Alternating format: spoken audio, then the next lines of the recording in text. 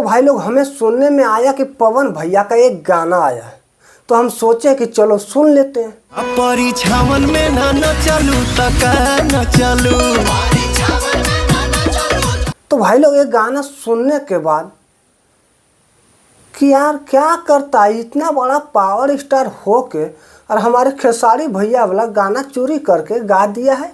छठ पूजा न कैलू तो का कैलू। छठ पूजा न कैलू तो का कैलू, ये हमारे खेसारी भैया वाला गाना है।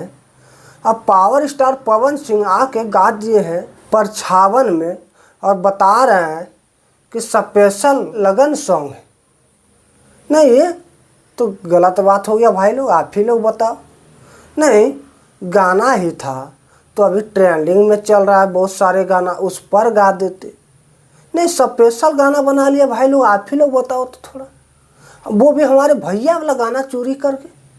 छठ पूजा न कैलू तो का कैलू। तो भाई लोग आप लोगों को क्या विचार है हमें नीचे कमेंट करके ज़रूर बताइएगा। और वीडियो अच्छा लगा होगी तो लाइक कर दिया, अपने दोस्तों में शेयर भी कर दिया।